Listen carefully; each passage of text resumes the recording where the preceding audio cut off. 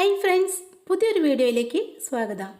വീട്ടമ്മമാർക്ക് വളരെയേറെ ഉപകാരപ്പെടുന്ന ഒരു കിടിലൻ ടിപ്പാണ് കേട്ടോ ഇന്നത്തെ എൻ്റെ വീഡിയോയിലുള്ളത്. കറികൾക്ക് പുളി ഉണ്ടാകാനായിട്ട് നമ്മൾ കുടംപുളിയോ വാളംപുളിയോ അല്ലെങ്കിൽ വിനാഗിരിയോ ആണ് ചേർക്കാറ്. ഏത് കറി ഉണ്ടാക്കുമ്പോഴും ഈ മാജിക് പൗഡർ ഒരു സ്പൂൺ ചേർത്താൽ കുടംപുളിയും വാളംപുളിയും വിനാഗിരിയും ഒന്നും ചേർക്കാതെ തന്നെ നല്ല പുളിയുള്ള കറി ഉണ്ടാക്കിയെടുക്കാം. നമ്മുടെ മാജിക് പൗഡർ ഉണ്ടാക്കാനായിട്ട് ഞാനിവിടെ ഇത്രയും മാങ്ങ എടുത്തിട്ടുണ്ട്. നല്ല പുളിയുള്ള പച്ചമാങ്ങ തന്നെ ഇതിനായിട്ട് എടുക്കാൻ ശ്രദ്ധിക്കണേ.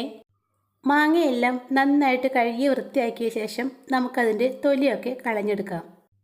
നമ്മുടെ ഈ മാജിക് പൗഡർ ഉണ്ടാക്കാനായിട്ട് 1.5 കിലോ മാങ്ങയാണ് ഞാനിവിടെ എടുത്തിട്ടുള്ളത്. മാങ്ങ മുഴുവനും തോലൊക്കെ കളഞ്ഞ് വൃത്തിയാക്കി എടുത്തിട്ടുണ്ട്. അധികം മൂക്കാത്ത മാങ്ങയാണെങ്കിൽ മാങ്ങ നെടുകെ പിളർന്ന് അതിനുള്ളിലെ വിത്തെടുത്ത് കളയാം.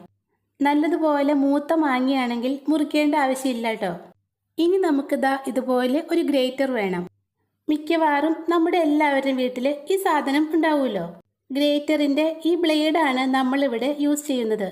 മുറിച്ചതും മുറിക്കാത്തതുമായ മാങ്ങകളെടുത്ത് ഇതുപോലെ ഒന്ന് സ്ലൈസ് ചെയ്തെടുക്കാം. കത്തി കൊണ്ടും നമുക്കിത് മുറിച്ചെടുക്കാം കേട്ടോ. പക്ഷേ ഒരേ വലിപ്പത്തിന് കിട്ടുന്നതിന് വേണ്ടിയാണ് ഗ്രേറ്റർ ഉപയോഗിക്കുന്നത്. മുഴുവൻ മാങ്ങയും ഞാനിവിടെ ഒരേ വലിപ്പത്തിന് സ്ലൈസാക്കി എടുത്തിട്ടുണ്ട്. ഇനി ഇതെല്ലാം ഇതുപോലെ 2-3 പരന്ന പാത്രങ്ങളിൽ നിരത്തിയിട്ട് കൊടുക്കാം. പ്ലേറ്റുകളിൽ നിരത്തി വെച്ച മാങ്ങ വെയിലത്ത് വെച്ച് നന്നായിട്ടൊന്ന് ഉണക്കിയെടുക്കാം. നല്ല വെയിലുണ്ടെങ്കിൽ ഒരൊറ്റ ദിവസം കൊണ്ട് നമ്മുടെ മാങ്ങ നന്നായിട്ട് ഉണങ്ങിക്കിട്ടും.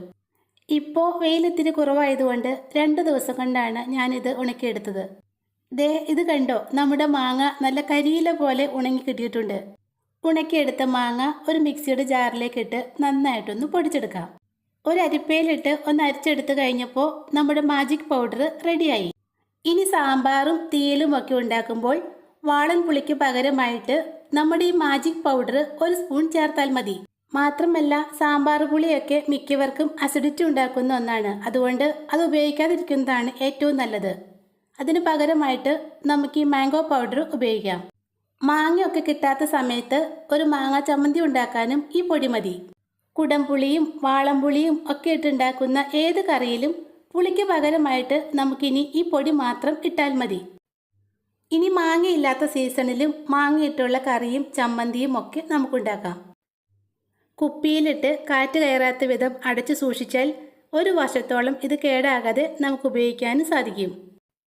പിന്നെ ഇത് പൊടിയാക്കാൻ ഇഷ്ടമില്ലാത്തവർക്ക് ഉണക്കിയെടുത്ത മാങ്ങ അങ്ങനെ തന്നെയും കറിയിലിട്ട് ഉപയോഗിക്കാം കേട്ടോ. പുളിക്ക് പകരമായിട്ട് ഉപയോഗിക്കാൻ പറ്റുന്ന ഈ മാജിക് പൗഡറിൻ്റെ റെസിപ്പി ഇഷ്ടമായെങ്കിൽ എൻ്റെ ഈ ചാനലൊന്ന് സബ്സ്ക്രൈബ് ചെയ്തേക്കണേ. താങ്ക്